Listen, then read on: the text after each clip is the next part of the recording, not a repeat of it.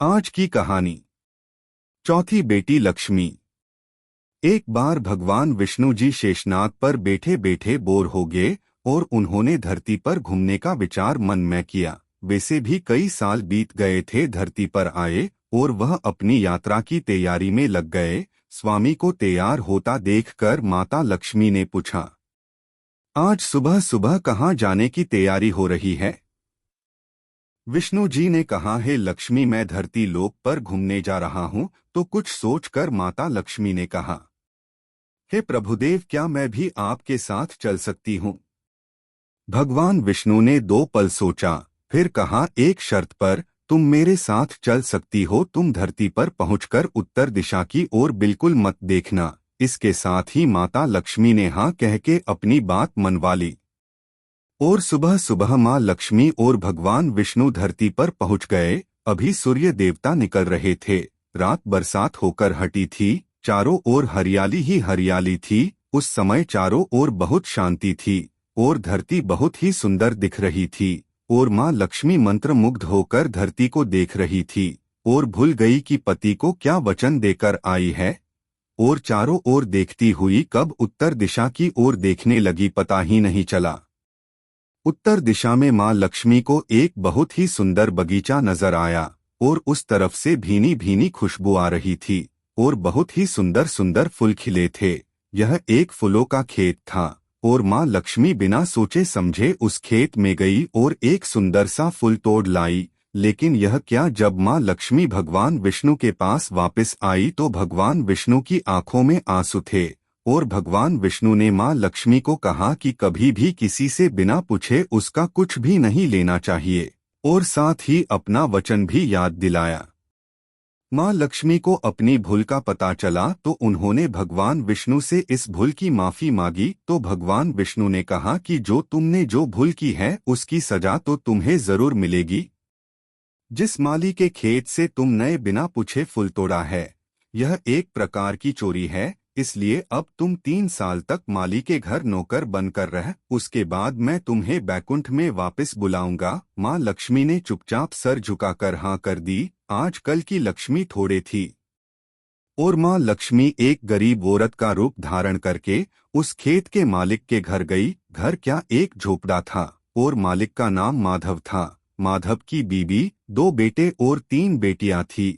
सभी उस छोटे से खेत में काम करके किसी तरह से गुजारा करते थे।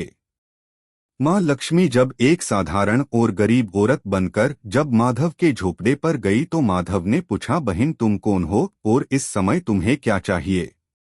तब माँ लक्ष्मी ने कहा, मैं एक गरीब औरत हूँ, मेरी देखभाल करने वाला कोई नहीं, मैंने कई दिनों से खाना भी नहीं खाया, मुझे कोई भी काम दे दे, साथ में मैं तुम्हारे घर का काम भी कर दिया करूँगी, बस मुझे अपने घर में एक कोने में आसरा दे दो।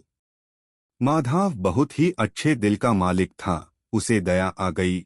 लेकिन उसने कहा, बहन मैं तो बहुत ही गरीब हूँ, मेरी कमाई से मेरे घर का खर्च मुश्किल से चलता है। लेकिन अगर मेरी 3 की जगह 4 बेटियां होती तो भी मैंने गुजारा करना था। अगर तुम मेरी बेटी बनकर जैसा रूखा सूखा हम खाते हैं उसमें खुश रह सकती हो तो बेटी अंदर आ जाओ। माधव ने माँ लक्ष्मी को अपने झोपड़े में शरण दे दी और माँ लक्ष्मी 3 साल उस माधव के घर पर नौकरानी बनकर रही। जिस दिन माँ लक्ष्मी माधव के घर आई थी उससे दूसरे दिन ही माधव को इतनी आमदनी हुई फूलों से कि शाम को एक गाय खरीद ली। फिर धीरे धीरे माधव ने काफी जमीन खरीद ली और सब ने अच्छे अच्छे कपड़े भी बनवा लिए और फिर एक बड़ा पक्का घर भी बनवा लिया। बेटियों और बीबी ने गहने भी बनवा लिए और अब मकान भी बहुत बड़ा बनवा लिया था। माधव हमेशा सोचता था कि मुझे यह सब इस महिला के आने के बाद मिला है, इस बेटी के रूप में मेरी किस्मत आ गई है मेरी। और अब 2 से 5 साल बीत गए थे लेकिन माँ लक्ष्मी अब भी घर में और खेत में काम करती थी। एक दिन माधव जब अपने खेतों से काम खत्म करके घर आया तो उसने अपने घर के सामने द्वार पर एक देवी स्वरूप गहनों से लदी एक औरत को देखा। ध्यान से देखकर पहचान गया, अरे यह तो मेरी मुंह बोली चौथी बेटी यानी वही औरत है। और पहचान गया कि यह तो माँ लक्ष्मी है। अब तक माधव का पूरा परिवार बाहर आ गया था और सब हैरान होकर माँ लक्ष्मी को देख रहे थे। माधव बोला है, माँ हमें माफ कर, हमने तेरे से अनजाने में ही घर और खेत में काम करवाया है। माँ यह कैसा अपराध हो गया है, माँ हम सबको माफ कर दे। अब माँ लक्ष्मी मुस्कुराई और बोली है, माधव तुम बहुत ही अच्छे और दयालु व्यक्ति हो। तुमने मुझे अपनी बेटी की तरह से रखा, अपने परिवार के सदस्य की तरह से। इसके बदले मैं तुम्हें वरदान देती हूँ कि तुम्हारे पास कभी भी खुशियों की और धन की कमी नहीं रहेगी। तुम्हें सारे सुख मिलेंगे जिसके तुम हकदार हो। और फिर माँ अपने स्वामी के द्वारा भेजे रथ में बैठकर बैकुंठ चली गई। इस कहानी से मेरे मन में कुछ उद्गार आ रहे हैं कि क्या हम वास्तव में समझते हैं कि माता लक्ष्मी को सजा मिली? नहीं मेरे दिव्य पुण्य आत्माओं।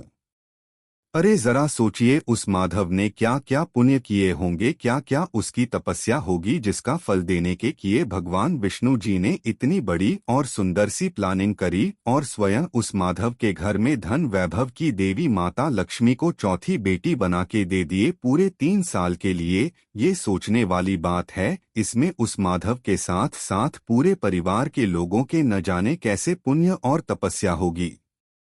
धन्य हो वह माधव और धन्य हो उसके पूरे परिवार। मैं तो इतना ही कहूँगा, कैसे पुण्य और कैसी तपस्या करनी चाहिए हम सभी को पता है, फिर भी क्या क्या हम कर पाते हैं और क्या क्या करने चाहिए ये तो हमें ही सोचना है। इस प्रकार न जाने किस रूप में परमात्मा हमारे आसपास होते हैं और हमारे कर्मों का फल हमें प्रदान करते रहते हैं। समझते हुए सरल भाव से इसके लिए कोशिश तो करें और अपने कदम तो बढ़ाएं। अंत में आप सभी शिष्ट विशिष्ट पुण्य आत्माओं को बहुत बहुत धन्यवाद। और जिस प्रकार मैंने अपने उद्गार रखे हैं उस प्रकार आप भी अपने बहुमूल्य उद्गार कमेंट के माध्यम से रख के अपने विचार से हमें भी अर्थात मेरे साथ साथ न जाने कितनों के उत्साह में वृद्धि कर इस ब्रह्मांड में अपना भी योगदान दे सकते हैं। पहली बार इस चैनल में आए हों और वीडियो देख रहे हों तो लाइक सब्सक्राइब करके बेल आइकॉन दबा लीजिए ताकि आने वाले वीडियो की नोटिफिकेशन आपको मिल सके। और यदि ऐसा पहले से ही कर चुके हों तो आपको हृदय से दिव्य धन्यवाद। अंत में अगर उचित समझते हों तो इस वीडियो को अपने प्रियजनों को शेयर भी करते रहिए। धन्यवाद। स्वस्थ रहिए, मस्त रहिए और सदैव मुस्कुराते रहिए। पुनः आप सभी आत्माओं को बहुत बहुत धन्यवाद। अपना आशीर्वाद बनाए रखें।